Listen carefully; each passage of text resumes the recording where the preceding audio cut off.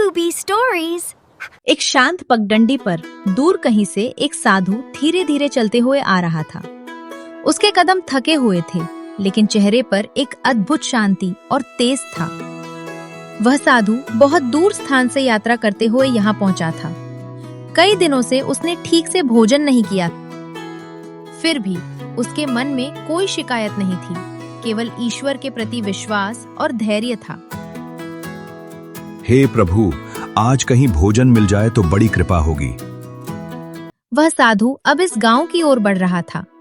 शायद यहाँ उसे भोजन और थोड़ी विश्राम मिल सके।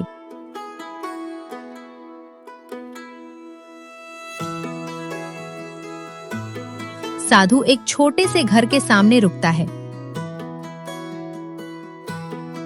इस घर में सीता रहती है, एक मासूम, दयालु और बेहद प्यारी लड़की। उसके साथ रहती है उसकी बूढ़ी दादी, जो उसे बहुत प्यार करती हैं और हर मुश्किल में उसका सहारा बनती हैं। लेकिन उसी घर में उसकी सौतेली माँ भी रहती है, जिसका दिल कठोर है। वो हर दिन सीता और उसकी दादी को तानों और अपमान के शब्दों से चोट पहुंचाती रहती है। कोई है? संत की आवाज सुनते ही सीता चौंक उठी। जैसे ही वो पवित्र और शांत स्वर उसके कानों में पड़ा, वो तुरंत अपने घर से बाहर आ गई। मैं एक भूखा साधु हूँ। मैं बहुत दूर से आ रहा हूँ। पिछले कई दिनों से मैंने ठीक से भोजन नहीं किया है।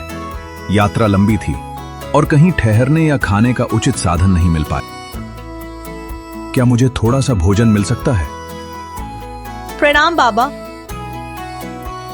बाबा, ये तो हमारा सौभाग्य है कि आप हमारे घर पधारे हैं। आप जैसे संत का हमारे द्वार पर आना हमारे लिए बहुत बड़ा आशीर्वाद है। आप अंदर आइए, मैं आपके लिए अभी कुछ खाने को लाती हूँ। बाबा, मेरे पास ज्यादा कुछ नहीं है, बस ये सादा खाना है। बेटी, भूखे के लिए यही भोजन सबसे बड़ा प्रसाद होता है। बेटी, तुमने आज सच्चे मन से मेरी सेवा की है। तुम्हारा दिल बहुत पवित्र है। मैं तुम्हें आशीर्वाद देता हूँ। तुम्हारे जीवन में कभी किसी चीज की कमी नहीं होगी। तुम्हारा घर हमेशा सुख, शांति और समृद्धि से भरा रहेगा। तुमने ये क्या कर दिया? बिना मुझसे पूछे घर का खाना किसी अजनबी को दे दिया। तुम्हें जरा भी समझ नहीं है क्या? हमारे पास खुद के लिए मुश्किल से खाना होता है और तुम उसे बांट रही हो। अब बस, बहुत हो गया तुम्हारा ये नाटक। तुम और तुम्हारी ये दादी अभी के अभी इस घर से निकल जाओ। मुझे तुम दोनों यहाँ एक पल के लिए भी नहीं चाहिए। अभी निकलो, तुरंत। माँ, हमें घर से मत निकालिए। हम कहाँ जाएंगे? हमारे पास जाने के लिए कोई जगह नहीं है। मैंने जो भी किया वो गलत नहीं था। वो साधु बहुत भूखे थे, मैंने बस उनकी मदद की। माँ, हमें यही रहने दीजिए। हम आगे से आपकी हर बात मानेंगे। हम इस घर के बिना कहीं भी नहीं जा सकते। कृपया हमें मत निकालिए। बस, अब एक शब्द भी नहीं सुनना मुझे, तुम्हारी कोई कहानी या सफाई। मैंने जो कह दिया वही आखिरी है। तुम और तुम्हारी दादी अभी के अभी इस घर से बाहर निकल जाओ। मुझे कोई बहाना नहीं चाहिए, कोई दया नहीं आएगी मुझे अब। अगर तुमने अभी तुरंत ये घर नहीं छोड़ा तो मुझसे बुरा कोई नहीं होगा। समझ गई ना? अभी निकलो यहाँ से। दादी, क्या मैं सच में इस घर की नहीं हूँ? अरे, ये कैसी बात कर रही है तू बिटिया? फिर माँ मुझे इतना क्यों डांटती है? वो तेरी सगी माँ नहीं है ना? दादी माँ, आज माँ ने मुझे बहुत डांटा। मैंने एक साधु को भोजन दे दिया था। इस बात पर वो बहुत गुस्सा हो गई और चिल्लाकर कहने लगी कि तुम और मैं इस घर से बाहर चले जाएं। वो साधु बहुत भूखे थे, मैंने बस उनकी मदद की। बेटी, हमेशा भगवान पर विश्वास रखना। जो सच्चे मन से उस पर भरोसा करता है, भगवान उसकी हर मुश्किल आसान कर देते हैं। जीवन में चाहे कितनी भी कठिनाइयां आएं, हमें अपना विश्वास कभी नहीं खोना चाहिए। याद रखना, भगवान हमेशा हमारे साथ है। वह सब कुछ संभाल लेंगे। घर से निकाले जाने के बाद सीता और उसकी दादी उदास मन से रास्ते पर चल रही थीं। सीता की आंखों में आंसू थे और उसका दिल भारी था। उसी समय वही साधु उन्हें रास्ते में मिलते हैं। वो सीता को रोता हुआ देखकर ठहर जाते हैं। बेटी, तुम क्यों रो रही हो? क्या हुआ है? बाबा, हमारी सौतेली माँ ने हमें घर से निकाल दिया। उन्होंने कहा कि हम अभी के अभी घर छोड़ दें, क्योंकि मैंने आपको खाना दिया, इसलिए उन्होंने हमारे साथ ऐसा किया।